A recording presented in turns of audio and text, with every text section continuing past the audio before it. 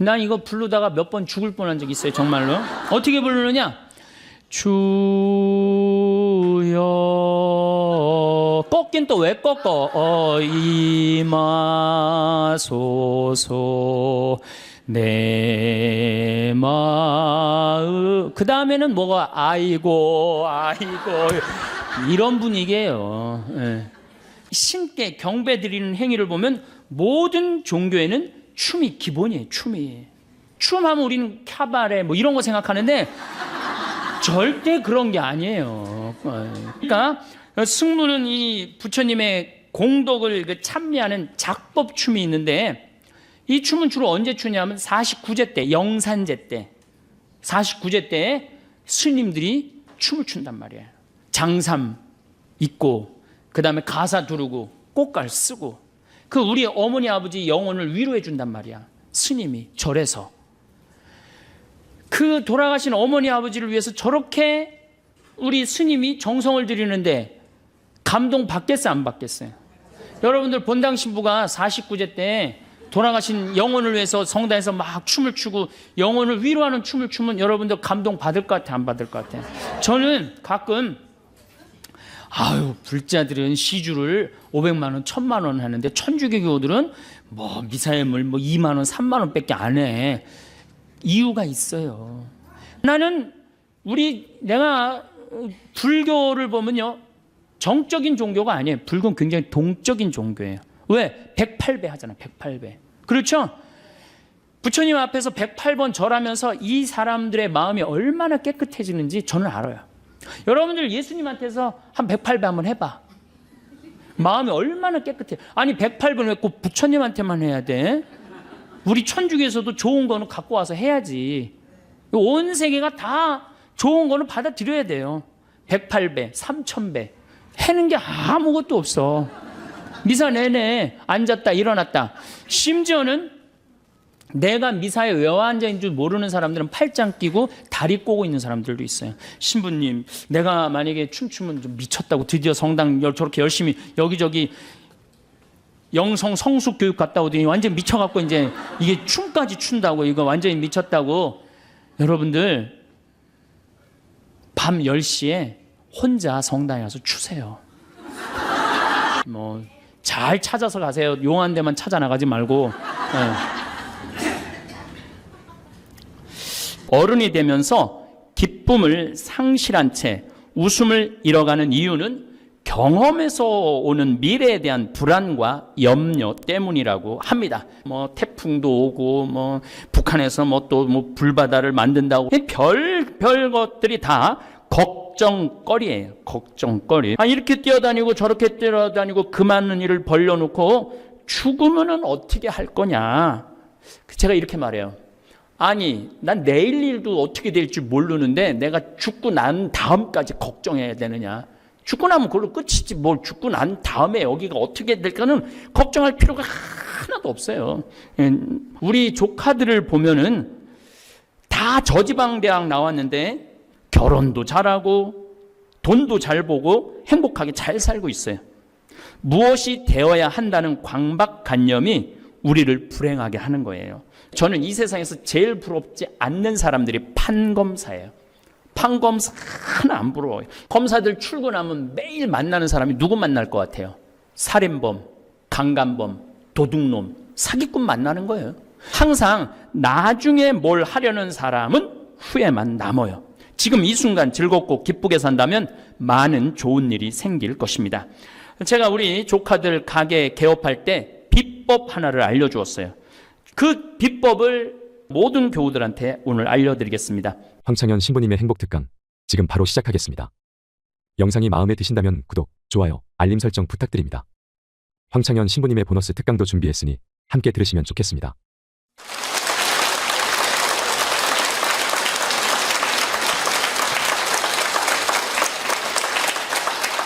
네, 참미수님. 제가 지난 시간에도 말씀드렸듯이 우리가 성당에 나오는 이유는 내 마음의 평화를 얻기 위해서 나오는 게 아닙니다. 하느님께 경배드리고 찬양드리고 감사드리기 위해서 나오는 거예요. 왜? 우리 인간은 하느님의 은총 속에서 살기 때문에 그래요. 한순간 한순간에. 그러고 난 다음에 성당에 또 나오는 이유는 내 영혼이 구원받기 위해서 나오는 거예요. 하느님을 찬양하고 내 영혼이 구원받는 확신이 있고 난 다음에 그 다음에 평화가 생기는 거예요. 그런 것 전에 평화만 찾다가는 우리는 깜깜한 어둠 속을 헤매는 신앙생활을 하게 될 겁니다. 자, 그렇다면 우리가 하나님께 어떻게 찬양 드려야 되느냐? 하나님께 어떻게 경배 드려야 되느냐? 춤입니다. 춤을 춰야 돼. 춤을 춰야 돼. 여러분들 이번에 올림픽 금메달 그 야구 딴 거 보셨죠? 그 정대현 선수가 이 원아웃 상태예요. 주자 말루. 그냥 이 쿠바 선수들이 배트를 거꾸로 잡고 쳐도 한 점은 들어오는 상황이에요.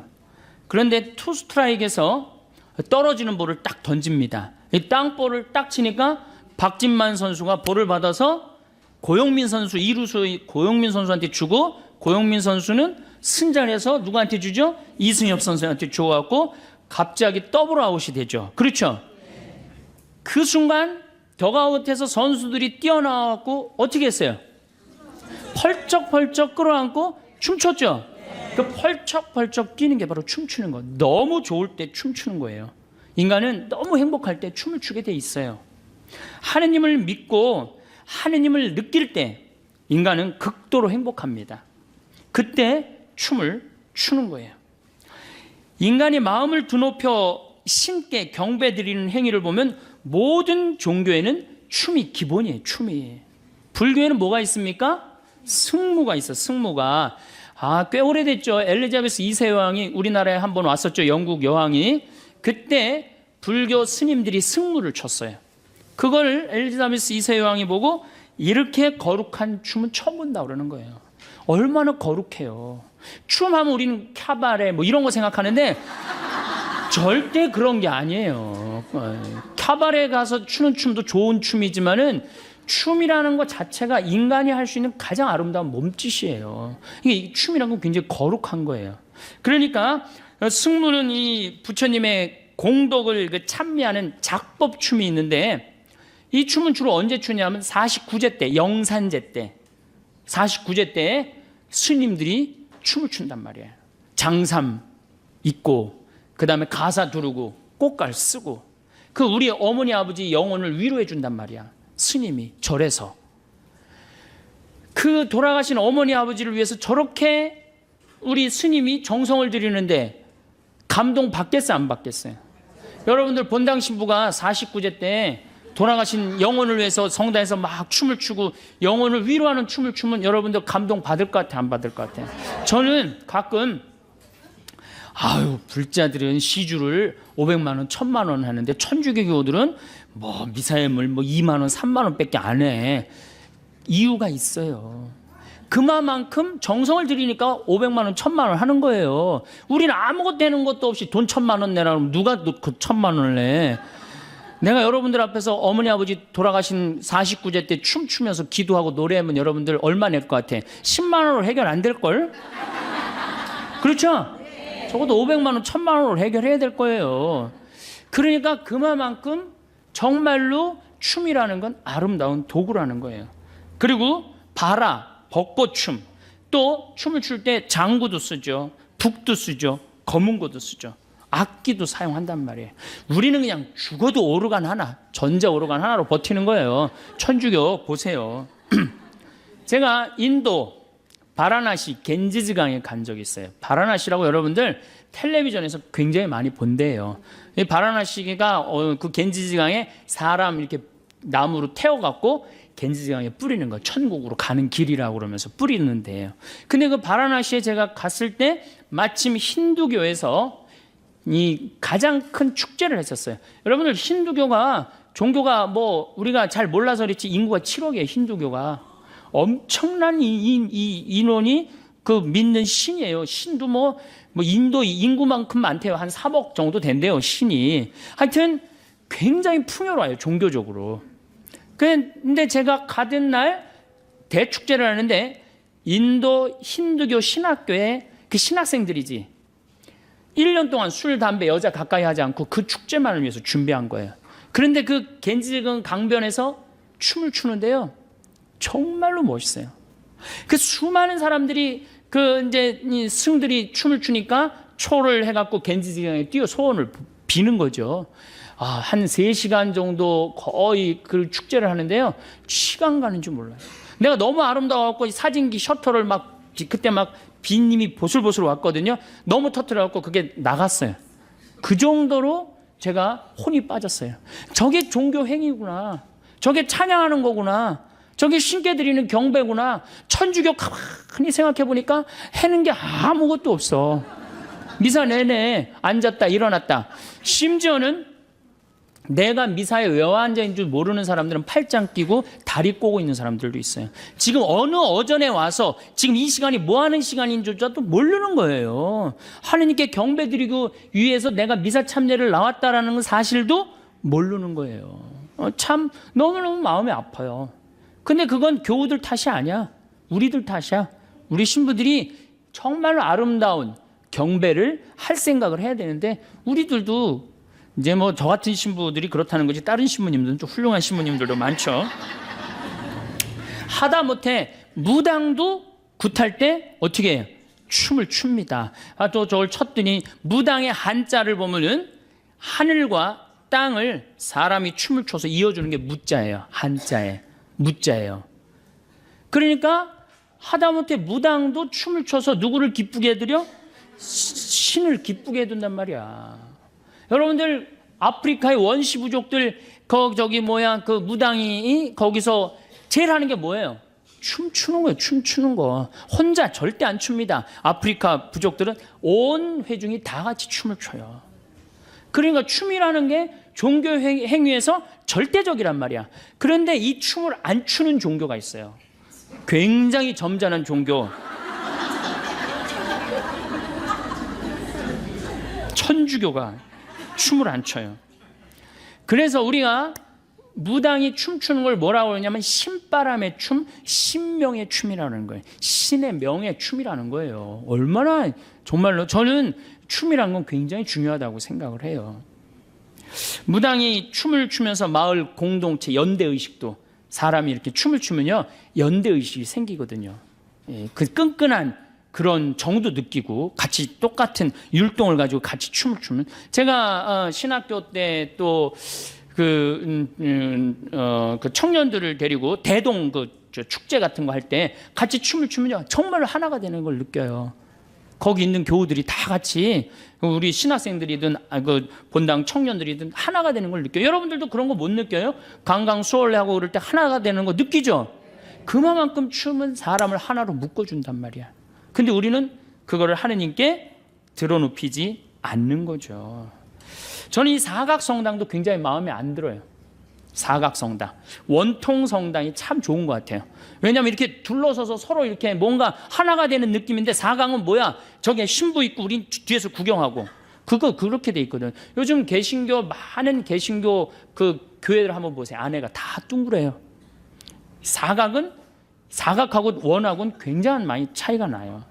그래서 요즘은 제대를 많은 성당에서 제대를 어떻게 앞으로 쭉 빼갖고 교우들이 이렇게 둘러서 이렇게 할 수 있는 제대를 외국에 나가보니까 그런 제대들이 굉장히 많더라고요. 이 교우가 하나 되는 거지. 맨날 구경하는 거야? 성가대 뒤에 있어갖고 무슨 소리인지 뒤에서 그냥 들리고 이 성가대 뒤에 있는 구조도 내가 말씀드린 굉장히 안 좋은 구조예요. 앞에 있어야지. 찬양대가 앞에 있어야지 왜 뒤에 있어? 그러니까 그냥 뭐 어떤 옷을 입고 어떻게 찬미를 드는지 우리 못 보잖아요. 그러니까 경배가 안 되는 거예요. 개신교는 워십 댄스라고 하면 있어요. 워십 댄스, 경배 춤을 춘단 말이에요. 그래서 제가 이렇게 자료를 찾아보니까 성탄 때는 1부의 때는 말씀, 2부의 때는 워십 댄스로 다 같이 춤추면서 하나님께. 제가 이 분당에 있는 교회 하나 청년 예배 가보니까 1000명이야. 1000명이 서서 1시간 동안 춤을 추면서 예배를 하더라니까요. 그러니까 1시간 하고 나면은 경배한 것 같아, 안 한 것 같아요? 경배한 것 같죠. 내가 예배 드린 것 같죠. 이번에 2008 부산 해운대에서 어웨크니스라는 개신교에서 찬양 경배 예배가 있었어요. 근데 그거를 또 보니까 그 해운대 넓은 데서 아이들이 춤추면서 울면서 기도하면서 야, 우리 천주교 학생 미사를 가만히 생각을 해봤어요. 이 기둥도에 애들이 앉아갖고 그냥 주보 그냥 만지작거리고 그냥 어떻게 하면 얼굴 안 보이니까 고개 팍 숙이고 있다가 집에 이제 주보 하나 들고 가는 거예요. 증거물이라고. 나 성당 갔다 왔다 이걸로. 뭐라고 너 갔다 왔어 안 갔다? 이거 내 주보 봐봐 이거 갔다 왔지. 그냥 의무감에서 왔다 가는 거예요. 그러니까 점점 하느님과 하나 되는 그 길이 자꾸 멀어지는 거예요. 마음이 자꾸 안 뜨거워지는 거죠. 춤을 춘다는 거는 이게 어린아이와 같은 순수한 마음으로 하느님께 드러나는 거거든요. 자꾸 우리가 점잖으면 점잖을수록 이 마음이 이렇게 늙어가면 늙어갈수록 춥니까 안 춥니까? 절대 춤 안 춥니다. 영어의 worship이라는 단어를 보면은 섬김, 엎드려 부복함, 입맞춤, 존경의 자세예요. 이 경배는 바로 그런 거예요. 행위로 나와야지. 행위로 나와야 되는데 우리는 행위가 안 해요. 나는 내가 불교를 보면요, 정적인 종교가 아니에요. 불교는 굉장히 동적인 종교예요. 왜? 108배 하잖아. 108배. 그렇죠? 부처님 앞에서 108번 절하면서 이 사람들의 마음이 얼마나 깨끗해지는지 저는 알아요. 여러분들 예수님한테서 한 108배 한번 해봐. 마음이 얼마나 깨끗해. 아니 108번 왜 꼭 부처님한테만 해야 돼? 우리 천주교에서도 좋은 거는 갖고 와서 해야지. 온 세계가 다 좋은 거는 받아들여야 돼요.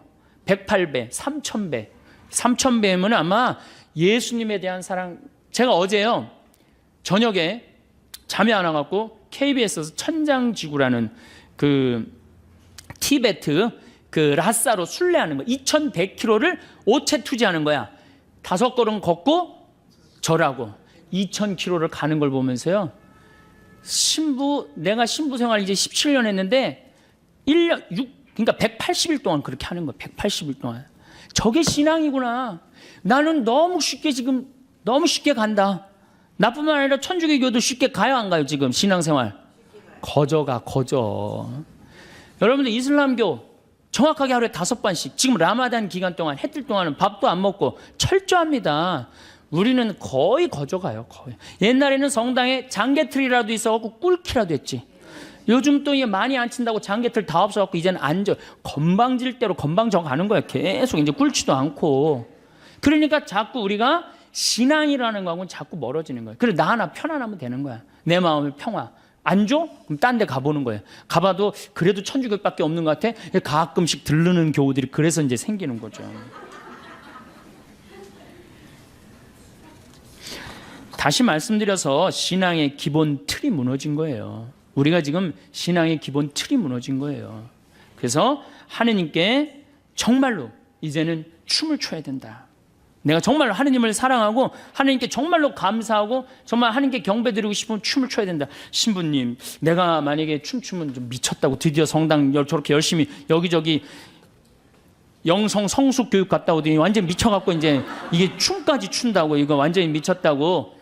여러분들 밤 10시에 혼자 성당에 가서 추세요.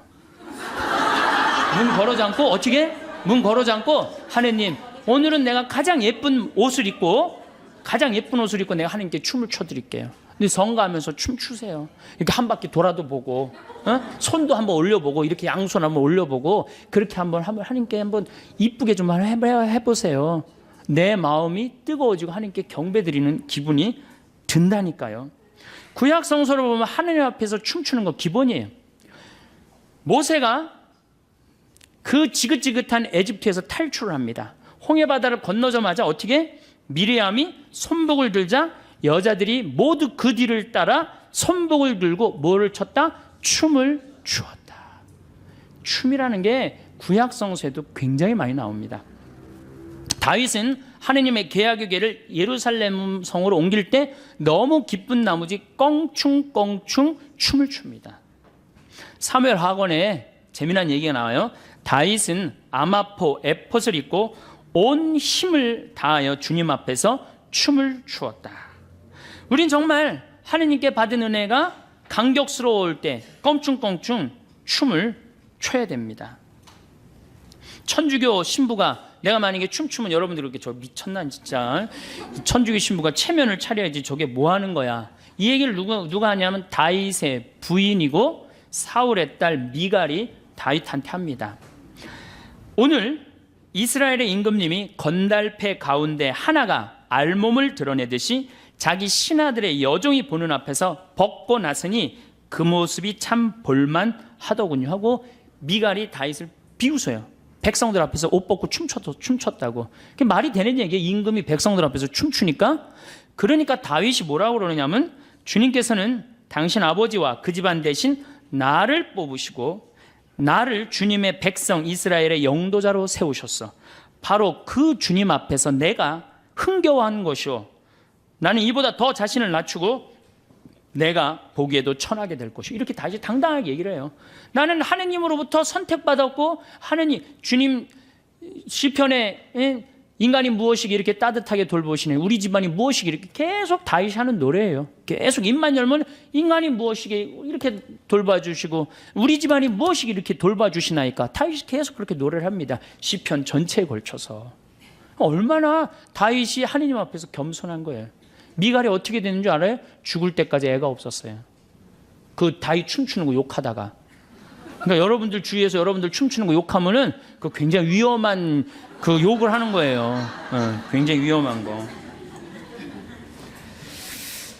우리가 세계 최고의 종교이기 때문에 체면도 차려야 되고 점잔도 빼야 한다고 생각하고 아무것도 하지 않는다면 우리는 죽을 때까지 아이를 가지지 못한 미갈의 신세가 될 거예요.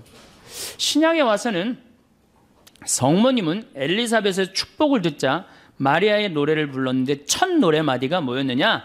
내 영혼이 주님을 찬미하고 내 마음이 나의 구원자 하느님 앞에서 기뻐 뛰논다. 그래. 기뻐 뛰논다. 춤추는 거예요. 뛰노는 게 춤추는 거죠. 우리 하느님 앞에서 뛰놀아야 돼.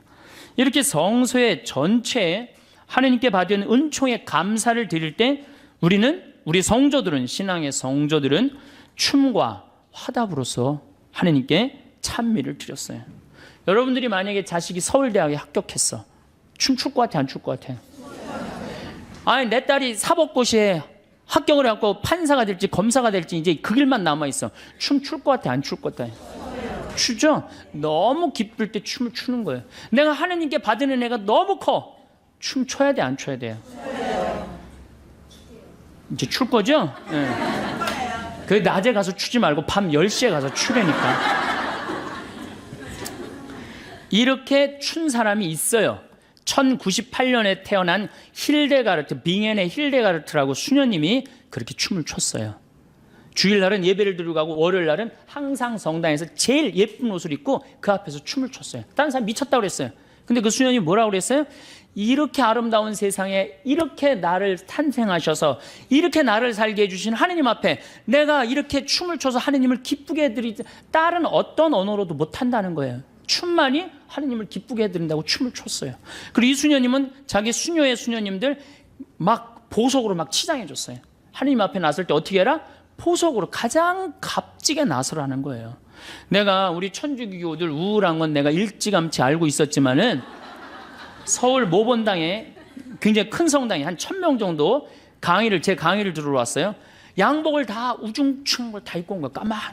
그 자매님들도 이쁜 옷은 거의 안 입고 와서 우중충한 것만 다 입고 왔어요. 우울하니까 우리는 밝은 옷을 입고 성당에 갈 생각을 안 하는 거예요. 이쁜 옷을 입고 성당에 갈 생각을 안 하는 거예요. 그 어떻게 하면 우울해 보일까? 이걸 고민하는 사람들 같아. 그래갖고 그냥 전체가 우중충하더라고요. 그래서 이게 여러분도 한번 색깔을 보라고. 그랬더니 자기네들이 보고 웃더라고요. 우리들이 분위기가 이렇게 항상 가라앉아 있구나. 여러분들 유치원에 아이를 보냈어요. 여기 뭐 유치원 보낼 분들은 별로 안 보이긴 하지만 그래갖고 이놈이 올챙이송을 배웠어. 그 유치원에서. 옆집에 놀러를 갔더니 얘가 개울가에 올챙이 한 마리 있고 막 그리고 춤을 추면서 엄마 앞에서 엉덩이를 실룩실룩 그리고 막 재롱을 펴. 이뻐요 안 이뻐요? 야 이거 너 유치원에서 가르쳐줬냐? 예, 유치원에서 가르쳐줬고 내가 엄마 아빠한테 지금 쳐드리는 거예요. 집에 와갖고 똑같이 유치원 다니는 아이한테 너 올챙이 소 좀 한번 해봐라. 나 싫어 엄마. 하기 싫어. 밥이나 줘. 아니 죽으라고 돈 벌어갖고 유치원 보내갖고 옆집에는 춤추는데 나한테 재롱 좀 떨으라고 그랬는데 춤 안 추고 입이나 이렇게 내놓고 밥이나 달라고 과자나 사달라고 그러면은 걔 이쁠 것 같아 안 이쁠 것 같아요? 하느님이 개신교 성도들이 이쁠 것 같아? 천주교 교우들이 이쁠 것 같아? 하느님 입장에서 누가 이쁠 것 같아요? 나는 개신교 성도들이 훨씬 이쁠 거라고 생각해. 뭐 우리가 하는 게 뭐 있어? 헌금을 많이 해, 춤을 춰, 어? 1,000원 내면서 시키는 건 왜 이렇게 많은지 하느님 이거 해놔라 저거 해놔라. 입장이 바뀌는 거예요. 누가 하느님이야? 실질적으로 내가 하느님이고 하느님은 내 종이 돼버리는 거예요. 그러니까 우리가 하느님께 그러니까 찬양이 중요한 거예요. 경배를 해야만이 하느님하고 나하고의 관계가 제대로 형성되는 거예요. 여러분들 이제 어떻게 하세요? 춤추세요. 우리 천주교가 장자의 상속권이 있다고 버티고 있지만 저절로 구원의 상속이 이루어지는 건 아닙니다. 그리고 구약 성서를 보면요, 상속은 장자가 하는 법이 없어요. 이삭이 장자였어요? 다윗이 장자였어요? 솔로몬이 장자였어요? 장자 아니었어요. 다 세상 사람들이 아니라고 생각한 사람들이 다 하느님의 계보를 이었어요. 우리도 똑같아요. 지금 우리가 지금 건방지게 있을 처지가 아니에요. 점잠 빼고 앉아 있을 처지가 아니에요. 그래서 춤을 춥시다. 제가 파푸아 뉴기니에 내 동창신부가, 외방성교회 동창신부가 본당 마당교구의 할로파 성당에 본당 신부를 했었어요. 그래서 이제 선교사로 나가 있으니까 동창이니까 내가 할로파를 갔어요. 이름이 왜 할로파냐면은 그 성당은 산 꼭대기에 있어요. 정말 그림 같은 동화 속에 나오는 성당이에요. 그런데 산 꼭대기에 있으니까 성당 가려면 등산을 해야 돼. 그래갖고 3시간, 4시간씩. 그리고 이 교우들이 어떻게 맨발로 올라옵니다. 맨발로 올라와. 옷도 성당 주일날 입는 옷은 하얀, 평상시엔 거의 옷도 안 입고 있어. 다 그냥 정말 가슴도 막 다 그리고 다니는데 주일날만은 옷을 다 싸들고 와요. 그래갖고 산 꼭대기에 딱 올라오면은 바로 하늘하고 맞닿아 있는 데가 성당이에요. 그래서 헬로 파파, 하느님 안녕. 그래서 성당 이름이 할로파 성당이에요. 할로파 성당. 거기 성당에 갔는데 내가 이제 주일인데 내가 이제 그 화면을 나중에 이 평화방송하고 해갖고 보여주고 싶은데 16, 17살짜리 아이들이 춤을 추면서 성서를 들고 나오는데요. 이야, 정말로 아름답더라고요. 이게 하느님께 경배 드리는 거구나. 나는 하느님께 헛경배 드렸다. 이제까지. 너무 아름답더라고요. 헌금을 하는데 또 아이들이 탁 바구니 꽃 뭐 이런 거 막 뭐 포도주 뭐 빵 이런 거 탁 해갖고 춤을 추면서 나오는데요. 이야, 정말 너무 아름답더라고요. 하느님이 정말로 기뻐하시겠구나. 그러니까 이게 한국 이렇게 보다가 딱 할로파 보면은 그쪽으로 눈이 그냥 팍 꽂히실 것 같은 생각이 들더라고. 한국에 뭐해? 한국에서는 우리 이제 정말로 하느님께 경배 드려야 돼요. 우리 천주교가 그나마 성령 세미나, 성령 기도회 때 보면은 한복 입고 이쁘게 앞에서 찬양 춤추는 분들이 있어요. 또 따라하고. 저는 참 좋다고 생각해요. 뭐 우리 성령 세미나 하는 사람들 무슨 이 정신 나가고 약간 막간 사람들이 모여서 하는 거라고 생각하는데 절대 전 그렇지 않다고 생각해요. 정말로 찬양에 맥을 잇는 공동체예요. 고마워해야 돼, 성령 세미나한테. 그래서 여러분들도 성령 기도에 정말로 찬양하고 싶어. 난 신부님한테 야, 성당 나가는 이유가 마음의 평화가 아니라 경배하기 위한 거다. 성령 세미나 나가세요. 뭐 잘 찾아서 가세요. 용한 데만 찾아 나가지 말고. 제가 또 우리 소리 저기 성가대에 그 춤추는 분들이 있어요. 근데 내가 이분들을 우리 성필립보 생태마을 창시하신 김창림 필립보 신부님 팔순잔치 제가 초대를 했어요. 근데 미사 처음부터 끝까지 기리에 주여 자비송, 대영광송 이거 춤으로 표현하는데요. 너무 아름답더라고요. 그때 개신교 성도들도 신부님 아는 분들이 많이 왔는데 그걸 보고 완전히 반했다는 거예요. 천주가 이렇게 아름다운 거 있는지 몰랐다고. 거의 안 쓰는 거지만은 그분들은 와서 이제 완전히 반한 거죠. 제가 봐도 너무너무 아름답더라고요. 그런 조화가 잘 이루어진다면 우리 전례가 훨씬 살아 움직일 것 같아. 우리 전례가 막 생동감도 있고 우리는 앞으로 그렇게 돼야 될 것 같아요. 그런데 여러분들이 영적 성숙 세미나 받는 여러분들이 맨 앞장을 쓰셔야 될 것 같아. 앞장 쓸 자신 없으면 후원이라도 좀 하고. 그거 굉장히 중요합니다. 그런 것들이. 춤으로라도 찬양을 드리지 않는다면 성가로라도 찬양을 드려야 되는데 천주교 성가 소리를 들어보면 복장이 터져요. 제가 정말 많은 성당에 가서 피정지도 참 많이 하는 편이에요. 참 많이 하는데 성가 소리 들어보면 그냥 막 미치겠어요. 그래서 제가 평화방송에서도 내가 한번 얘기했지만 내가 이 성가 그렇게 따라 부르다가 죽을 뻔한 적 여러 번 있어요. 언제 숨 쉬어야 되는지 몰라갖고.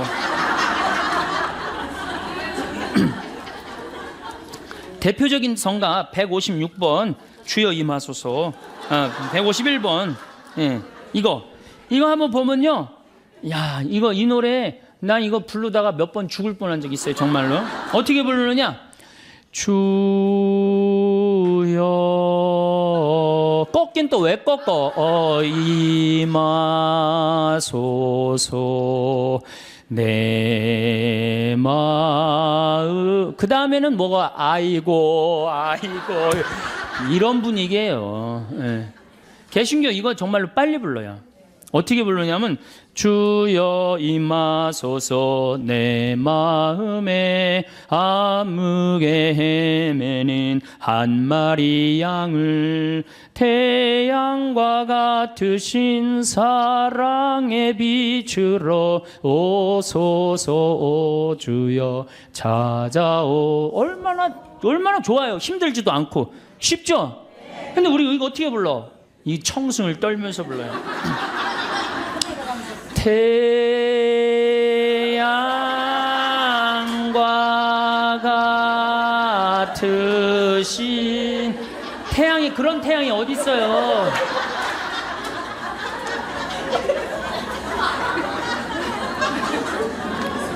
개신교는 성가라고 안 그럽니다. 찬송가라고 그래. 찬송한다 이거야. 그 다음에 성가대도 뭐라 그래? 찬양대라고 그래. 찬양대. 우린 성가야. 우린 거룩해야 돼. 그래서 우리가 부르는 노래들이 주로 하이든, 베토벤, 슈베르트 이런 사람들하고 놀아요. 300년 전에 죽은 사람들 거 지금 부르고 있거든요. 그래서 27번 이 세상 덧없이, 이게 하이든 곡이고요. 이게 꾸밈음이 굉장히 많은 노래예요. 이거 굉장히 어려운 노래예요. 풀잎 끝에 맺혀진 이슬방울같이 이 세상의 모든 것 덧없이 지나네. 이렇게 불러야 되는데 이걸 어떻게 불러? 풀잎 끝에 맺혀. 그러니까 이게 힘들으니까 성가를 안 부르는 거예요. 그리고 우리는 놀아도 하이든, 고전파하고만 놀아요. 고전파. 32번 언제나 주님과 함께. 이것도 하이든 곡이에요. 언제나 주님과 함께 산다면 우리는 얼마나 행복되리. 사랑의 주 예수 홀로 모시고 영원히 여기서 살고 지고. 사랑의 주 예수 홀로 모시고 영원히 여기서 살고. 이런 기분으로 해야 되는 노래거든요. 근데 우리 어떻게 불러 이거? 언제나 주님과 이렇게 부르면 나중에 어떻게 되는지 알아요? 이게 홀로 모시고 영원히. 안 불러요. 힘들어요. 천천히 하니까 안 부르는 거예요. 그러니까 성가도 현대인의 심성에 맞는 곡을 불러야 되는데 우리는 이게 1700년도에 태어난 분들, 이게 하이든이 베토벤, 모차르트와 더불어 3대 고전파야. 고전파. 이 노래를 아직도 부르고 있단 말이야. 물론 이게 나쁘다는 게 아니에요. 듣기는 좋지만 부르기가 굉장히 어렵고 해석을 잘해야 되는데 우리 해석할 능력 있어요 없어요? 무슨 하이든이 누군지도 모르고 몇 년도에 죽어갖고 몇 년도에 태어난지도 모르는데 어떻게 해석을 해? 내가 제일 부르기 싫은 노래 구세주 빨리 오세요. 이 노래 정말로 구세주 빨리 오사 어두. 왜 이렇게 길어? 이거 2절까지 막 승질 나잖아요. 태장성가 2절까지 3절까지 하고. 이게 빨리 오래는 곡인지 빨리 올지 말래는 곡인지 헷갈릴 때도 많아요. 이 노래 그렇게 부르면 안 돼요. 구세주 빨리 오사 어둠을 없이 하며 동정 마리아에서 탄생하옵소서. 이렇게 신나게 불러야지 빨리 올 거 아니야. 이 오래는 건지 말래는 건지 뭐 원조들이 6박자 다 해주고 범죄한후. 아 정말로 그래도 성당 계속 나오는 거 보면 신기해 되는 거예요. 누가 나오는 거야? 여러분들이 나오는 거 아니야. 여러분들 안에 계신 예수님이 나오는 거야. 그래서 여러분들은 끌려 나오는 거, 끌려 나오는 거예요.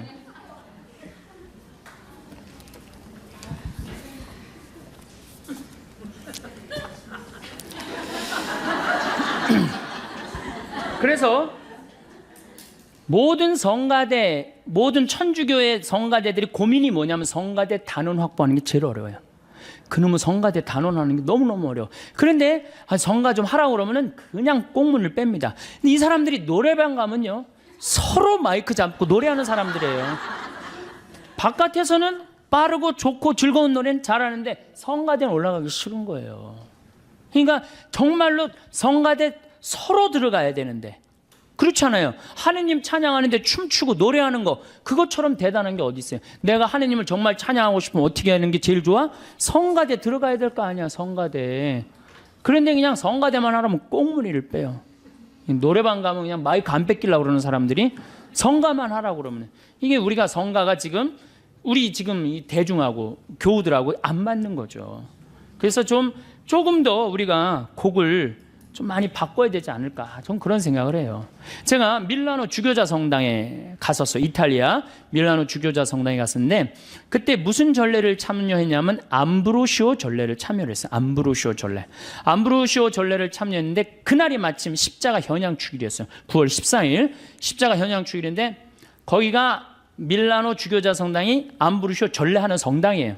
제가 그날 1시간 전에 가서 그 전례에 참여하려고 앉아 있었어요. 뒤에 성당이 엄청나게 넓은데 그게 다 차는 거야, 사람들이. 1시간 전부터 사람들이 와서. 그런데 성가대는 어디서 나타났는지 맨 앞에 있는데 성가대가 초등학교 4학년서부터 고등학교 1학년 남자애들만이에요. 그러니까 밀라노 주교자 성당의 성가대원이 됐다. 집안의 영광이에요. 가문의 영광이에요. 그리고 걔네들은 그게 학교야. 그냥 학교야. 바로 성가대가 바로 학교야. 나가서 버스를 보니까 버스도 틀려요. 얼마나 버스가 멋있는지. 우리나라 그 야구 선수들 타고 다니는, 운동 선수들 타고 다니는 버스 있죠? 그런 게 2대인가 3대가 있는 거예요. 십자가 현양 축일에 그 높은 그 밀라노 성당 막 첨탑이 막 뾰족뾰족한 그 높은 성당에 하나의 가마가 제대 가운데서 빛을 내면서 쫙 올라가는데 얘네들이 폴리포니 곡이라고 6부 곡을 부르는데요. 정말 이게 천당인지 뭐 구분이 안 돼요. 막 너무너무 아름다운 거. 파이프 오르간, 전자 오르간도 아니고 파이프 오르간 그냥 확 하지. 빛이 쫙 한 5분 올라가는데 5분 내내 얘네들이 성가를 하는데 이야 정말로 멋있더라고요. 그래갖고 딱 빛이 올라가더니 갑자기 빛이 딱 십자가로 바뀌는 거예요.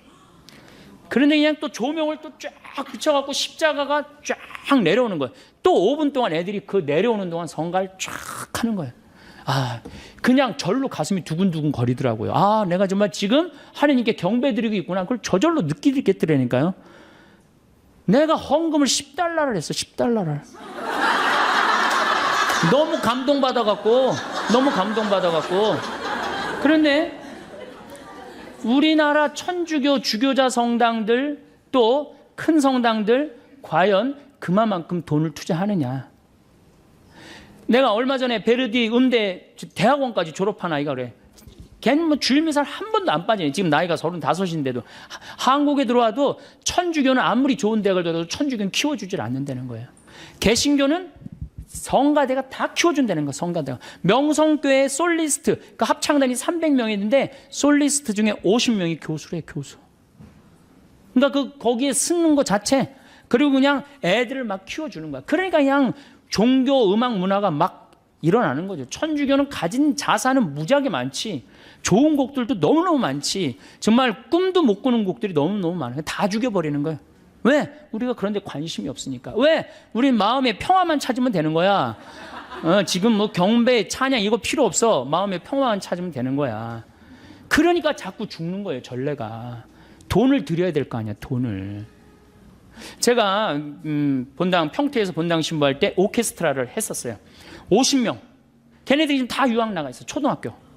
걔네들이 평택의 애들이 키우기만 하면은 돈도 많이 들이지도 않았어요. 선생님 30만 원, 50만 원 돼갖고 그냥 한 2년 되니까 처음에는 막 삑사리 내고 깽깽거리더니 딱 2년 지나고 나니까 할렐루야를 연주를 해드리니까 애들이 정말로 우리는 조금만 관심을 가져주면 우리 천주교 안에는 자산이 무궁무진해. 근데 이걸 누가 다 죽이고 있어? 점잖으신 천주교, 우리 한국 천주교 교우들이 다 죽이고 있는 거예요. 구약 성서를 보면은 얼마나 많은 악기들이 성가에 동원되었는지 알 수 있어요. 역대기 상권 25장을 보면은 다윗은 예배 책임자들을 뽑아 비파와 수금, 자바라를 연주하게 했다. 자바라 뭐냐? 꽝꽝 치는 거 있죠? 그 자바라를 연주하게 했다. 그 성가대 수가 몇 명이냐면 288명이었다는 거예요. 288명. 나는 명동 성당에서 한 번도 주일 예배 미사를 못 봤는데 명동 성당에 몇 명이나 될까요? 한 200명 되나요? 200명도 더 돼요? 예, 성가대가. 솔로몬 시대에 가서는 찬양 규모가 더 커집니다. 역대기 하곤에 보면 사제들이 성소에서 나올 때였다. 거기에 있는 사제들은 모두 조에 관계없이 정결 예식을 마친 상태였다. 그리고 레위인 성가대 곧 아삭과 헤만과 여두둔과 그의 아들들과 형제들이 모두 고운 아마포 옷을 입고, 그러니까 옛날에도 성가대원들은 다 이쁜 옷을 입었다는 얘기예요. 지금은 성가대들 다 이쁜 옷 입죠? 자바라와 수금과 비파를 들고 제단 동쪽에 늘어서 있었다. 그들 곁에 나팔수 사제, 성가대를 사제라고 표현해요.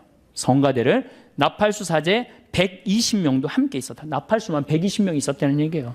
그 구약 시대도 나팔수들과 성가대는 한 소리로 주님을 찬양하고 찬송하였다. 쇠 나팔과 자바라와 그 밖에 악기에 맞추어 정령 주님께서는 선하시고 주님의 자애는 영원하시다 하며 주님을 찬양하는 소리를 드높일 때 구름이 그 집 곧 주님의 집에 가득 찼다. 사제들은 그 구름 때문에 서서 일을 할 수가 없었다. 주님의 영광이 하느님의 집에 가득 찼던 것이다. 이 정도는 돼야지 찬양이라고 말할 수 있는 거예요. 근데 우리가 주님 앞에 찬양을 드리기 위해 뭘 갖고 나와 있어요? 주님 앞에 찬양을 드리기 위해서 정말로 뭔가를 해야 되는데 우리는 안 하는 거예요. 안 하는 거. 그래서 제가 말씀드렸듯이 종하고 주인이 바뀌었어. 누가 우리를 찬양해주고 누가 우리를 경배해줘? 하느님 우리를 찬양해주고 하느님 우리를 경배해주는 거. 마음의 평화 얻으시라고 계속. 제가 또 불란서 떼제 공동체에서 불란서 떼제 막공이라는 조그만 떼제 공동체 가서 피정을 했었어요. 갔는데요, 거기는요 한 주일에 3,000명씩 와요. 근데 종교 구분 없어요. 천주교 개신교 다 와도 상관없어요. 그런데 거기 가보니까 또 밀라노는 엄청난 전례인데 거기는 성가가 아주 단순해. 내가 그 악보를 갖고 왔는데 지금 그 악보를 안 갖고 들어왔는데 음이 딱 한 음절이야. 그걸 계속 반복하는데 모든 사람들이 감동받는 거예요. 그래갖고 아침 7시, 낮 12시, 저녁 7시 미사 있어요. 그걸 하는데 그 수많은 사람들이 거기서 감동을 받고 그 차고 넘친단 말이에요. 그 하느님께 찬양 드리는 거, 하느님께 경배 드리는 거 단순한 이유 하나로 온 세계 사람들이 다 모인다는 얘기예요. 아마 우리 천주교도 오로지 찬양이라는 이름만 피정집이 딱 운영돼 갖고 어느 누구나 가서 찬양 드릴 수 있고 경배 드릴 수 있다. 아마 잘 될 것 같지 않아요? 난 잘 될 것 같은데. 우리 교우들이 장을 안 펼쳐줘서 그렇지 장만 펼쳐주면 정말로 휴가 때 어떻게 가서 난 이번에는 난 올 여름 휴가는 하나님께 찬양 드리는 게 내 프로그램이야. 그래갖고 딱 찬양 드리고 오면 얼마나 행복하겠어. 내가 받은 은혜 하나님께 다시 돌려드리고 찬양 드리고 춤추고 노래하고 왔다. 전 그건 최고의 피정이라고 생각드려요. 이게 우리 천주교 교우들은 이게 몸도 마음도 아무것도 안 움직이고 뭐만 이게 최고가 돼 있어. 귀만 이게 완전히 그냥 최고가 되는 귀만. 제가 또 네오 까테꾸메나토라고 있는 로마에 있는 전례예요. 전 가족이 함께 미사를 처음부터 끝까지 노래로 찬송을 합니다. 전 가족이. 그래서 가보니까 한 300명이 어린아이, 어른, 할머니, 할아버지 다 같이 미사를 드리는 거예요. 3시간을 드리는데요. 너무너무 아름다워. 처음부터 끝까지 다 노래예요. 성부와 성자와 성령의 이름으로 아멘. 다 노래로 하는 거예요. 주님께서 여러분과 함께. 그러면 또한 물론 이태리 말로 하는 걸 내가 한국말로 지금 하는 거지만은 그렇게 처음부터 끝까지 3시간을 노래하는데 시간 가는 줄 몰라요. 근데 제가 깜짝 놀란 게 북 7대 아이들이 추는 거예요. 초등학교, 중학교 아이들이. 아버지하고 아들하고 기타 7대 치고, 그리고 악기가 없는 사람들은 박수로 맞추고, 그 다음에 큰 애들은 트라이앵글 집에서 캐스터네츠 갖고 와갖고 그렇게 해갖고 그냥 3시간 내내가 그냥 춤추고 그냥 찬미 드리는데 너무너무 좋더라고요. 근데 우리는 이게 찬양도 천주교는 이상하게 해요. 그럼 주일학교 애들 따로 엄마 따로 안 가요. 다 같이 가족이 가지. 우리처럼 따로 안 가요. 우리는 참 신기해요. 주일학교든 주일학교 가서 열심히 하고, 아들은 청년에서 열심히 하고, 엄마는 레조 열심히 하고, 아버지도 형제 모임 열심히 다 성당에서 열심히 하는데 집에만 딱 들어오면은 성당 안 다니는 척 하는 거예요. 집에만 들어오면 성당 안 다니는 척 해요. 야, 오늘 우리 순교자 성월이니까 오늘 자기 전에 우리 촛불 켜놓고 우리 순교자 찬가 부르고 오늘 우리 자자. 이런 거 안 한단 말이야. 성당에서 무지하게 열심히 하는데 성당만 들어오면, 집에만 들어오면 성당 안 다니는 척 한단 말이야. 제가 강원도 평창 생태마을에서 떼제기도 하고 춤은 제가 만들었어요. 제가 만들어갖고 우리 교우들한테 오늘은 특별하게 하느님께 춤도 추고 찬양도 드리자고. 신부님 기도 시간이 얼마나 하면 2시간 정도 걸릴 거예요. 2시간을 어떻게 해, 신부님? 우리가 1년에 한 번 이렇게 놀러 왔는데 2시간이나 기도하면 어떻게 해요? 1시간으로 줄여주세요.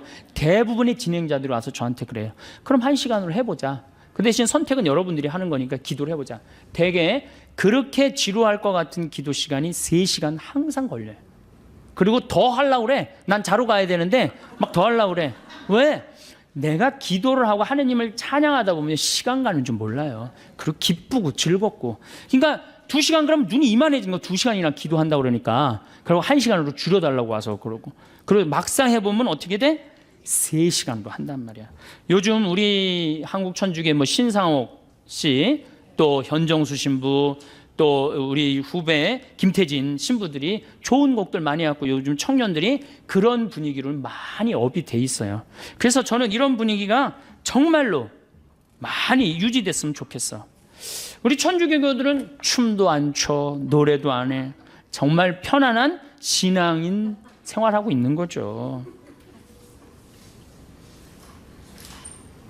저는 아무리 생각해도 우리 천주교 교우들이 지금도 굉장히 많이 왔잖아요. 이게 기적이라고 생각해요. 사실 뭐가 있어 우리가. 기적 아니에요. 주일마다 꽉꽉 차는 거면 기적이야. 그 이유는 딱 한 가지야. 성체성사 때문에. 성체. 예수님이 내 안에 들어와서 내 안에 사시기 때문에 그 기운으로 우리가 사는 거예요. 여러분들 정말로 성체 감사해야 돼. 성체. 우리가 예수님을 주님이라고 부르는 이유는 예수님을 주인님으로 모시겠다는 고백이에요. 주님이라고 부르기는 하지만 진정한 종은 예수님이 되어 있어요. 이제 우리 예수님을, 하느님을 다시 하느님의 자리로 올려드리고 우리는 하느님께 경배드리고 찬양드리는 그러한 피조물로 우리의 자리를 찾아야 돼요. 그래야지 우리가 행복할 수 있고. 이제 제가 춤, 노래 얘기했어요. 다음 시간에는 시편, 그 다음 그림에 대해서 얘기하도록 하겠습니다. 감사합니다.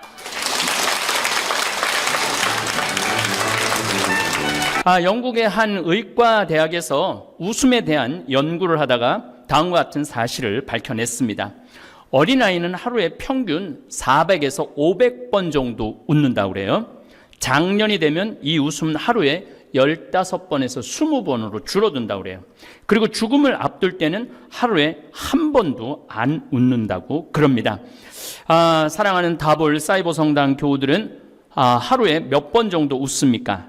만약 하루에 한 번도 안 웃었다면 죽음을 바로 앞둔 영혼과 다를 바가 없습니다.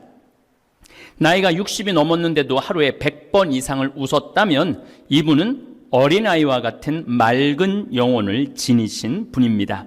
웃을 일이 있어 웃는 게 아니고 웃으면 웃을 일이 생깁니다. 제 유튜브 채널 가운데 나는 자연인이다 라는 프로그램이 있는데 이 자연인을 찍다 보니 매일 항상 웃을 일이 생깁니다.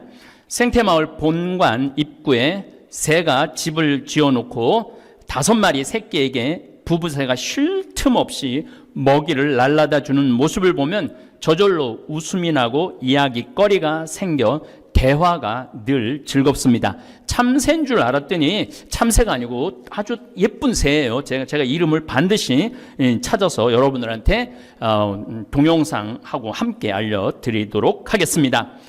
또 제가 사랑밭을 가꾸고 제가 너무 바빠갖고 요즘 유튜브 이거 사이버 성당 여는 바람에 막 풀이 막 자라고 그랬는데 우리 또 이쁜 최 카타리나가 아침에 싹 김을 매놔서 아주 밭이 이뻐졌습니다. 감사하고 미사 때 기억하도록 하겠습니다. 또 소나무 전지를 하고 산책을 하고 과일을 따먹는 일상이 다 자연인으로서 누릴 수 있는 기쁨이고 웃음입니다. 그런데 어렸을 때 그렇게 잘 웃던 아이가 사춘기가 지나고 어른이 되면서 기쁨을 상실한 채 웃음을 잃어가는 이유는 경험에서 오는 미래에 대한 불안과 염려 때문이라고 합니다. 자꾸 많은 걸 보니까 지진도 일어나고 뭐 태풍도 오고 뭐 북한에서 뭐 또 뭐 불바다를 만든다고 그러고 막 뭐 또 바이러스가 지금 벌써 800만이 넘고 별 것들이 다 걱정거리예요. 걱정거리. 우리 어머니는 그냥 앉아서 직업이 걱정이야. 큰아들, 작은아들, 막내아들, 뭐 누나, 또 손자들 뭐 6이나 손녀들 6이나 있고 뭐 애 결혼했는데 애를 안 가졌고 그것도 걱정, 뭐 별 걱정을 다 하는 거죠. 하지만 사람이 고민하고 염려하는 이들 가운데 실제로 우리를 괴롭히는 일이 얼마나 될까요? 노먼 빈센트 필 박사는 쓸데없는 걱정이라는 글에서 우리가 하는 모든 걱정 중에서 절대로 발생하지 않을 사건에 대한 걱정이 40%라는 거예요. 하늘이 무너지는 거. 이런 거 기우라고 그러죠. 중국 기나라의 한 사람이 하늘이 무너지면 어디로 숨어야 되나 그런 걱정했다고 그러죠. 그러니까 제가 보니까 절대로 일어나지 않을 걱정하는 사람들이 너무 많아요. 이미 일어난 사건에 대한 걱정이 30%. 코로나19 때문에 아마 이 걱정이 온 국민이 가장 큰 걱정이 아닌가 싶습니다. 신경 쓸 일이 아닌 작은 것에 대한 걱정으로 22%. 우리가 바꿀 수 없는 사건에 대한 걱정이 4%. 지금 우리 북한하고 어쩔 수 없는 관계가 너무너무 많잖아요. 그것도 제가 보기엔 뭐 걱정한다고 되는 게 아니고 시간, 또 조금 정치인들 또 국민들이 노력하면은 하나하나 풀어나갈 수 있는 일 아닌가 싶습니다. 그리고 우리가 바꿀 수 있는 사건에 대한 걱정은 4%라고 말을 합니다. 사람마다 정도의 차이는 있지만 정말 걱정해야 되는 건 4%밖에 안 된다는 거예요. 96%는 쓸데없는 걱정이에요. 대부분 사람들은 이 96%의 불필요한 걱정 때문에 기쁨도 웃음도 마음의 평화도 잃어버린 채 살아가고 있습니다. 예수님은 오늘 우리에게 두려워하지 마라. 너희는 수많은 참새보다 더 귀하다 하시면서 우리를 위로해 주십니다. 가끔 저에게 신부님 평창 생태마을 직원 43명 문경 성요셉 치유의 집, 잠비아, 카사리아, 신학교, 나무 심는 거, 농업대학, 의과대학, 유튜브, 이제는 그것도 하다 못해 유튜브, 다볼 사이버 성당, 이런 거 다 어떻게 감당하시려고 그렇게 일을 벌리십니까? 라고 걱정하는 분들이 참 많습니다. 그런데 정작 저는 정말 걱정 한번 해본 적이 거의 없어요. 한 4%는 걱정을 해요. 4% 정도는 걱정을 하는 것 같아요. 신학교도 돈이 있으니까 하는 거지 없으면 안 했을 거예요. 지금 이제 신학교는 거의 완성하는 돈에 지금 한 40억이 필요한데 한 35억이 들어왔어요. 5억만 더 들어오면 돼요. 1,000만 원씩 50명만 더 보내주면은 아마 신학교는 뭐 아무 문제 없이 완성될 거라 생각을 합니다. 그리고 잠비아 신학교 건립 운영하는 일은 제 일이 아니라 하느님의 일이기 때문에 제가 걱정할 일이 아니라 하느님께서 걱정할 일이라고 저는 굳게 믿습니다. 지난주도 잠비아 신학교 또 거기 카사리아 우물 파는데 5천만 원이 들어왔어요. 아들 기억 심장마비로 돌아간 아들 기억하는 뭐 미국에서 독일에서 뭐 사방천지에서 보내줘요. 근데 제가 일일이 찾아다니면서 도와달라고 말하는 것도 아닌데 본인들이 알아서, 그러니까 하느님이 걱정하고 계신 거죠. 하느님이 걱정할 일을 제가 걱정할 필요는 없다, 이런 말씀을 드리는 겁니다. 그리고 많은 분들이 그렇게 이리 뛰어다니고 저리 뛰어다니다가 병들어 죽으면 그 많은 일을 벌려놓고 어떻게 하려고 그러느냐. 사실은 저는 이리 뛰지도 않고 저리 뛰지도 않아요. 그냥 우리 직원들이 다 알아서 해. 다 알아서 하는데 뭘 걱정을 해. 아프리칸 또 우리 김종용 프란치스코 신부님 있고, 문경에는 또 김정호 신부님, 여러분들 성가하면 하는 소리 들어봐요. 또 여기는 우리 박현민 신부님 이제 라디오 상담 실시간 스트리밍 시작했어요. 이제 토요일 날 했고 다음 주 화요일 날 오전 10시에 또 할 겁니다. 또 필요한 악보 이런 전례 이런 건 또 우리 부관장 신부님이 다 알아서 해주고, 이렇게 뛰어다니고 저렇게 뛰어다니고 그 많은 일을 벌려놓고 죽으면은 어떻게 할 거냐. 제가 이렇게 말해요. 난 내일 일도 어떻게 될지 모르는데 내가 죽고 난 다음까지 걱정해야 되느냐. 죽고 나면 그걸로 끝이지 뭘 죽고 난 다음에 여기가 어떻게 될까는 걱정할 필요가 하나도 없어요. 어떻게 하겠죠. 제가 죽고 나면 교회가 알아서 하던가, 잠비아 반다 대주교님 하고 잠비아 교회가 알아서 하겠죠. 아니면 우리 수원교회에서 또 다른 신부를 파견하겠죠. 그런 것까지 제가 걱정할 필요는 없다는 이야기입니다. 정말 쓸데없는 걱정을 하고 사는 분들 너무나 많습니다. 저는 시간만 되면 생태마을 아름다운 경치 즐기고 새로 이사해온, 이제 참새가 아닌 거 오늘 확인했어요. 다 7식구 구경 나가고 저녁 먹고 평창강 휘돌아가는 바위공원에 가서 산책하는 일이 거의 전부예요.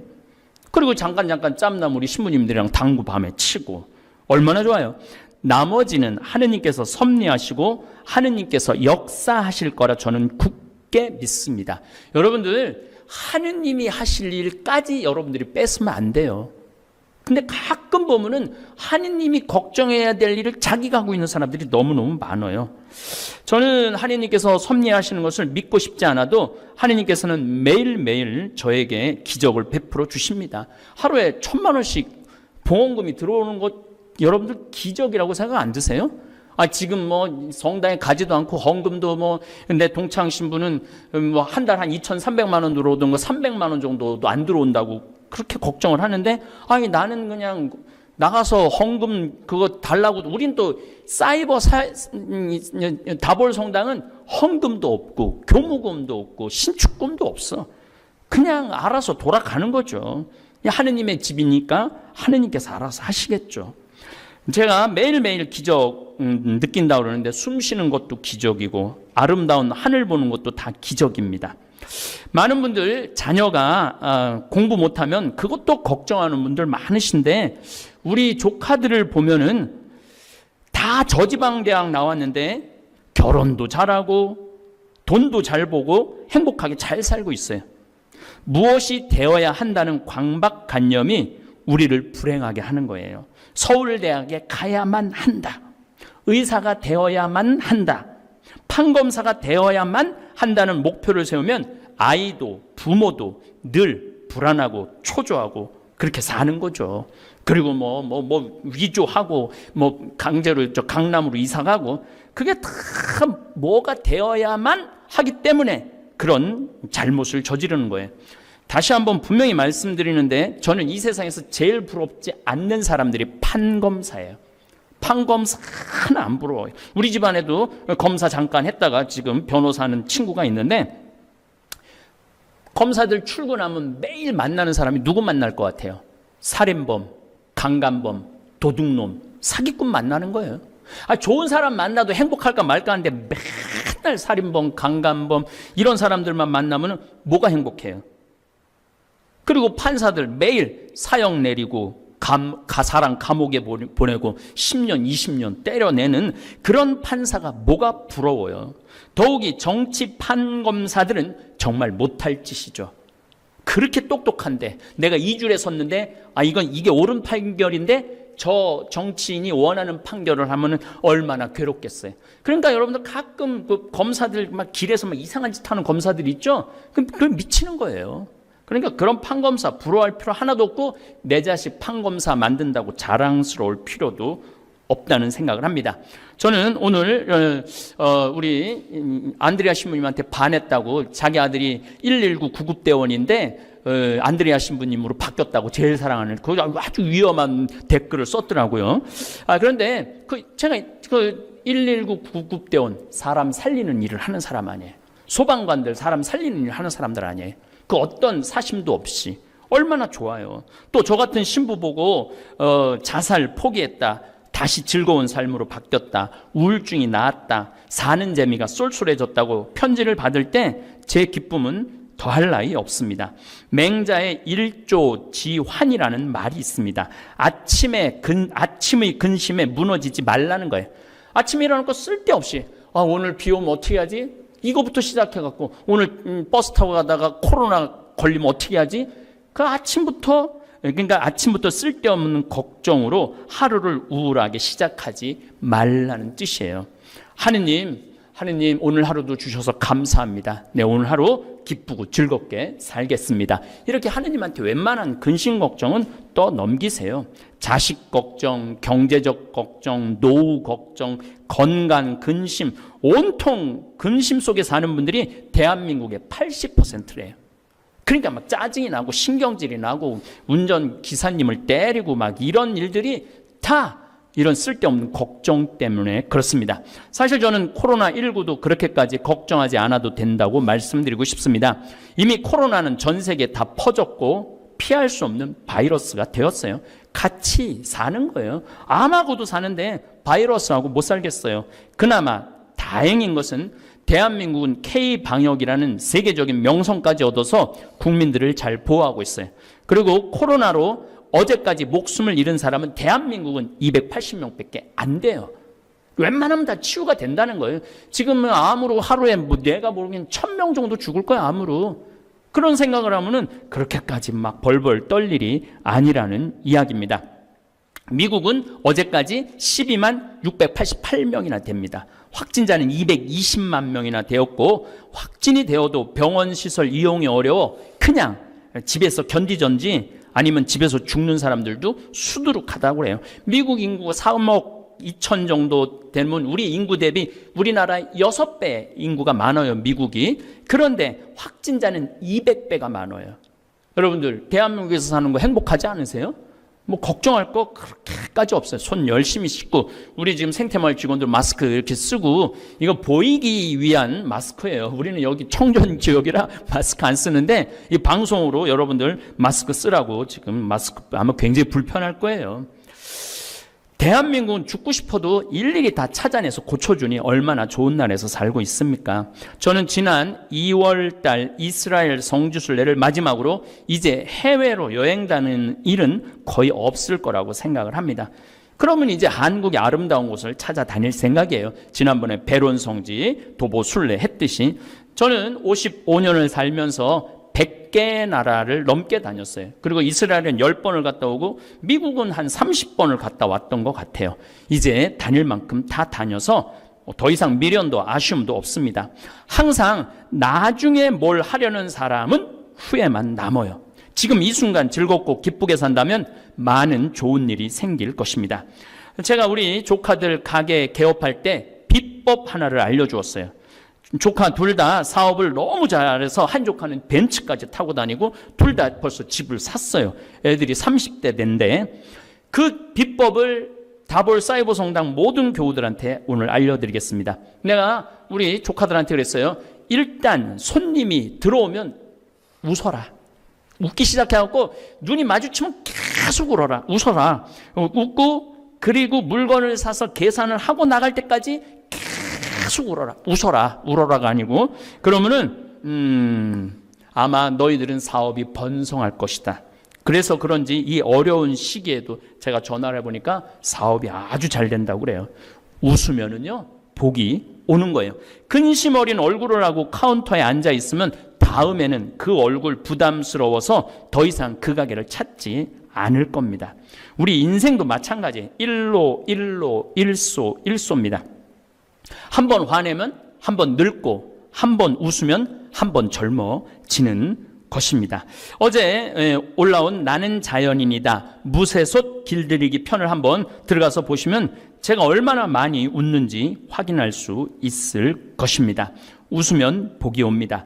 그리고 우리 아버지가 어마어마한 부자이기 때문에 저는 걱정할 일이 없어요. 우리 아버지가 저에게 만들어준 선물이 참 많은데 그 가운데 몇 가지만 소개하겠습니다. 우선 우리 아버지가 저를 위해서 태양도 만들어주고 달도 만들어주고 우주 이런 거 다 만들어서 저한테 쓰라고 주셨습니다.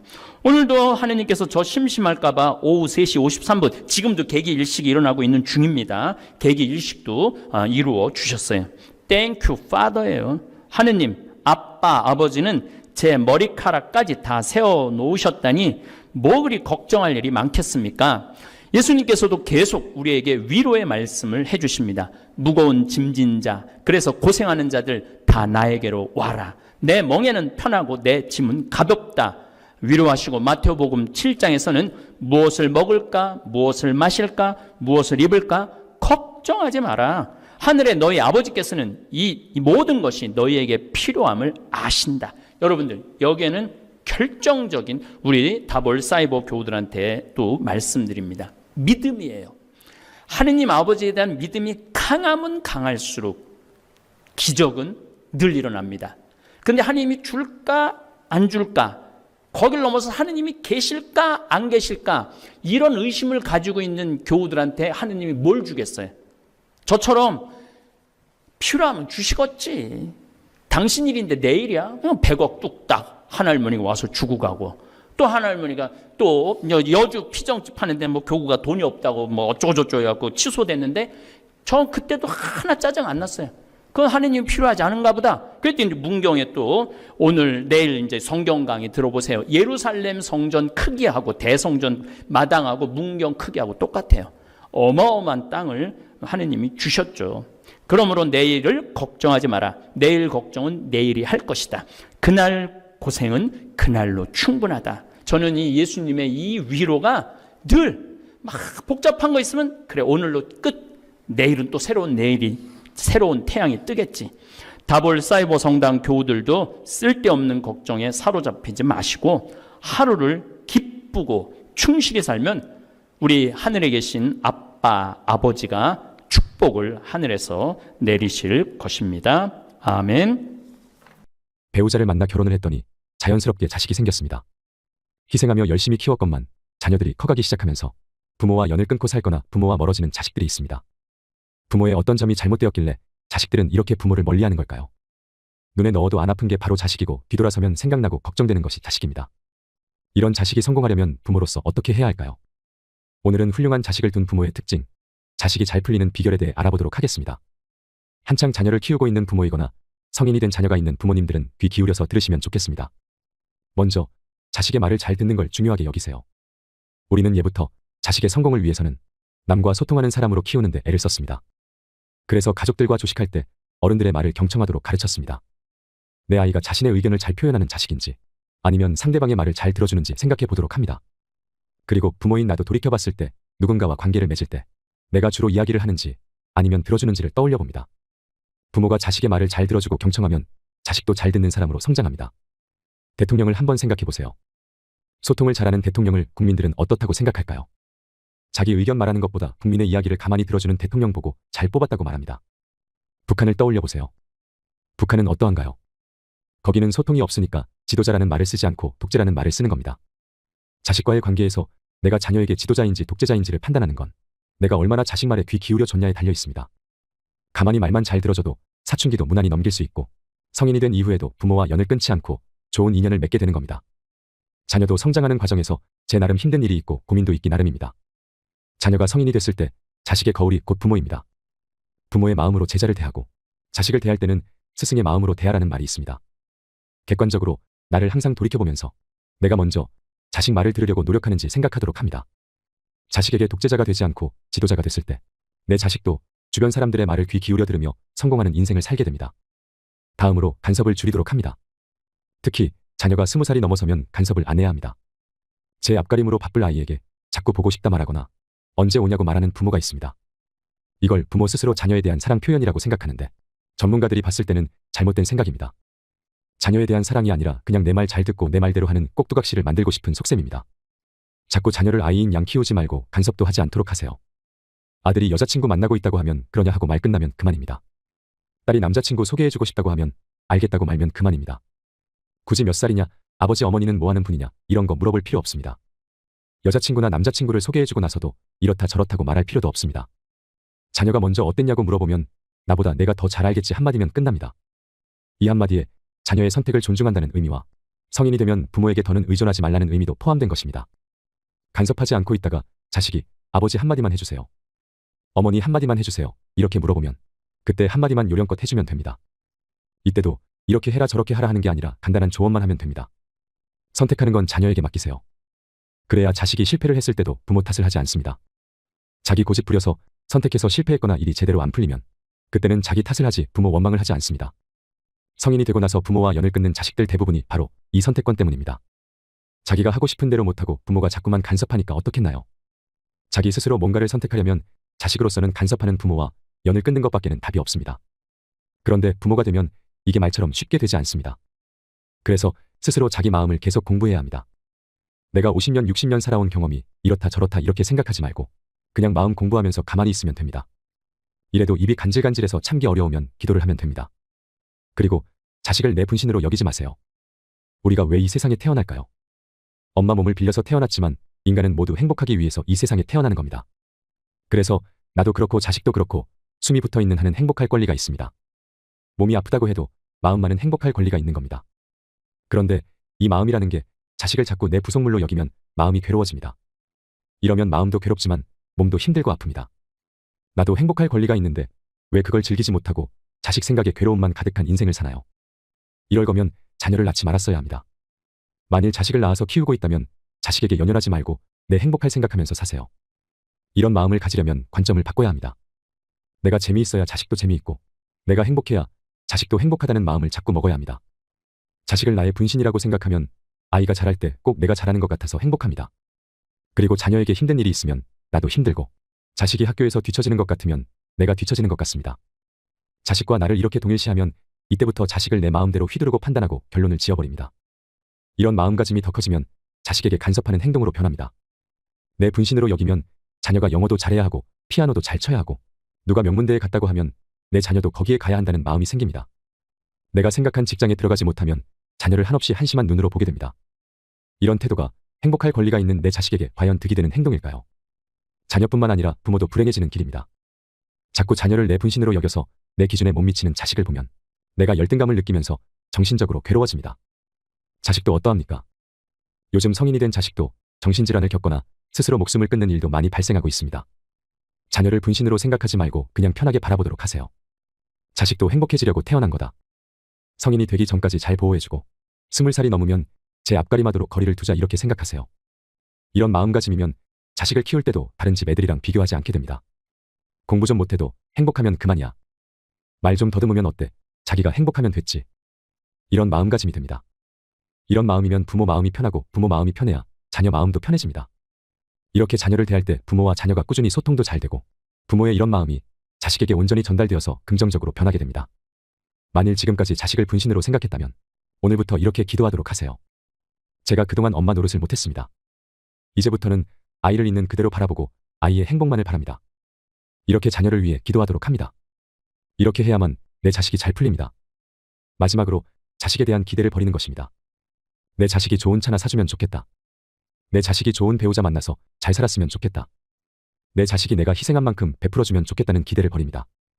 부모가 나이 들어서 생각이 굳어지고 세상 보는 눈이 좁아지면 자식에 대한 기대만 커지기 마련입니다. 하늘에서 보배의 비가 내린다는 말이 있습니다.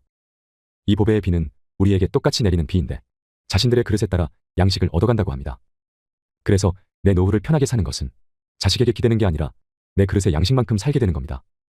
뭐든 욕심내고 기대하면 탈이 생기기 마련입니다. 자식이 이런저런 걸 해주겠지 하는 마음은 내 욕심입니다. 자식의 처지에서 생각해 보겠습니다.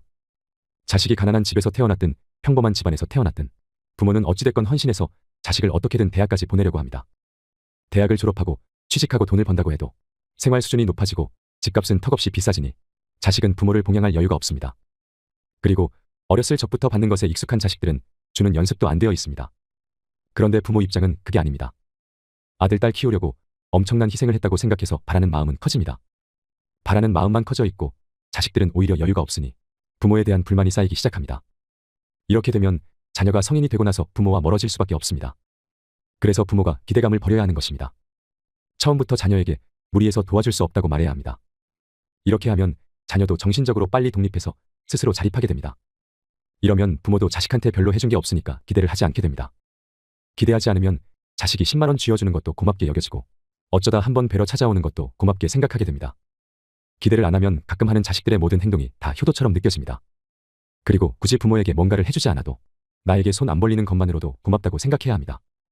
이래저래 효도해야 한다는 것을 따질 필요도 없습니다. 대신 자식이 아직 성인이 되지 않았다면 이것 하나만큼은 철저하게 지키도록 합니다. 절대로 자식에게 화내거나 짜증내면 안 됩니다. 성인이 되지 않은 자녀는 여전히 어린 나무입니다. 부모인 나는 큰 나무여서 상처가 좀 난다고 해도 큰 피해가 없습니다. 그러나 자식은 다릅니다. 입는 옷이 부족해도 괜찮고 장난감이 부족해도 좋고 교육을 많이 안 시켜도 괜찮습니다. 심성이 불안하지 않게끔 마음의 안정을 심어주는 게 부모가 할 역할입니다. 성인이 되기 전까지는 자녀가 힘이 부족하니까 부모에게 저항하지 못합니다. 그래서 성인이 되고 나면 매사 모든 일에 불만이 쌓이고 사물을 부정적으로 보게 됩니다. 이렇게 자란 내 자식이 성인이 됐을 때 마음 그릇이 과연 크다고 볼 수 있을까요? 자녀가 독립하고 난 이후 기대를 안 하려면 마음의 안정을 찾도록 키워줄 필요가 있습니다. 그러니 내 자녀가 성인이 돼서 자립할 수 있도록 길러야 합니다. 야단치지 말고 닥달하지 않습니다. 야단치는 게 능사가 아니라 그건 아이의 심리만 불안하게 만드는 꼴입니다. 그리고 내 인생을 즐겁게 살려는 노력을 자녀가 어렸을 때부터 하도록 합니다. 내 인생을 즐겁게 살면 자식은 절로 잘 큽니다. 자녀에게 화내고 짜증내는 것은 누구에게나 좋은 행동이 아닙니다. 부모가 화내고 짜증내는 것이 자식에게는 엄청난 상처가 된다는 것을 알아야 합니다. 이렇게 정신적으로 성숙하게 잘 키워놓고 자녀가 독립하면 이제 스스로 결정하도록 응원하고 자식을 향한 나의 맹목적인 기대를 버리면 됩니다. 자식에 대한 진정한 사랑은 자식에 대한 기대감을 버릴 때 비로소 나옵니다. 여러분, 자녀가 성인이 돼서 20살이 넘으면 결혼을 하든 취직을 하든 자기 인생은 자기가 알아서 살게 내버려 두는 게 좋습니다. 그게 자식에게도 좋고 나에게도 좋습니다. 그렇다고 해서 내버려 둔다는 게 자녀를 무관심 속에 방치하라는 말은 아닙니다. 애정 어린 시선으로 자녀를 지켜보다가 자식이 도움을 요청할 때 그때 도와주라는 의미입니다. 자녀가 답답해서 나에게 답답한 마음을 호소하면 가만히 귀 기울여서 들어주면 됩니다. 그리고 나에게 도움을 요청하면 자녀의 상황에 맞게 도와주면 됩니다. 굳이 자녀가 나에게 도와달라고 요구하지 않았지만 이래라 저래라 하면 듣기 싫은 잔소리가 됩니다. 이런 관심이 지나치면 자녀에게는 간섭으로 느껴지고 이 간섭이 상대를 부담스럽게 만들어서 부모와 점점 멀어지는 것입니다. 내 욕심에 자꾸 자녀에게 이래라 저래라 하지만 자식이 내 말대로 행동하지 않으면 내 마음을 몰라주는 자녀에게 서운함이 느껴지기도 합니다. 그런데 이 서운한 감정을 자세히 보면 자식이 내게 준 마음이 아닙니다. 서운한 마음은 내가 만들어낸 마음입니다. 내 욕심을 절제하지 않고 일방적으로 조언해놓고서는 서운한 마음을 가지면 안 됩니다. 그리고 쓸데없이 자녀 일에 계속 간섭하기 시작하면 일거리만 많아집니다. 그리고 고민과 걱정거리만 늘어납니다. 오늘은 잘했을까? 내일은 또 힘들어하지 않을까? 이런 생각이 꼬리에 꼬리를 물고 이어집니다. 이렇게 간섭하기 시작하면 내 인생도 피곤하지만 자식 인생도 피곤해집니다. 그래서 나도 지치고 자식도 지칩니다. 내가 내 자식 생각해서 병났거나 지쳤다면 내가 지나치게 간섭했다는 말입니다. 자식 인생 간섭하는 것은 이제 줄이고 각자 삶의 방식대로 살도록 내버려 두는 게 좋습니다. 놓아줄 때는 놓아줄 줄 알아야 합니다. 자식이 도움이 필요 없다고 하면 굳이 가서 도와주지 않아도 됩니다. 자식이 도와달라고 요청하면 그때도 욕심부리지 말고 내 능력 안에서만 도와주면 됩니다. 이렇게 하면 자녀도 도움을 받았다고 생각하고 내 인생도 한가해집니다. 내 삶이 한가하고 편해야 내 자식이 편합니다. 나도 좋고 자식도 좋아야 나도 행복하고 자식도 행복합니다. 이 길이 바로 행복을 지속할 수 있는 길입니다. 자녀에게 간섭하려는 욕심이 생기면 인생의 가장 최우선은 자식이 아니라 나라는 생각을 갖도록 합니다. 누가 뭐라 한들 인생의 가장 최우선은 나 자신입니다. 내 인생을 행복하게 사는 게 먼저입니다. 그런 다음 자녀를 생각해야 간섭도 안 하고 자식도 제 나름대로 자기 인생을 꾸리고 살 수 있습니다. 나이 들수록 마음의 습관을 버리는 것이 제일 힘든 법입니다. 마음 습관은 나이 들수록 점점 더 굳어가니 기도하고 또 기도해야 합니다. 하느님, 내 간섭하는 마음을 내려주세요. 자식 인생은 자기 스스로 살도록 내려놓는 마음을 갖게 해주세요 하고 기도하고 또 기도해야 합니다. 자녀 생각에 걱정이 되거나 간섭하려는 마음이 들 때마다 매일 황창현 신부님의 좋은 말씀을 여러 번 새겨 들으면서 직접 실천하셨으면 좋겠습니다. 이상으로 책틀맨이었습니다. 지혜를 쌓는 당신의 오늘이 아름답습니다. 더 좋은 영상으로 찾아뵙겠습니다.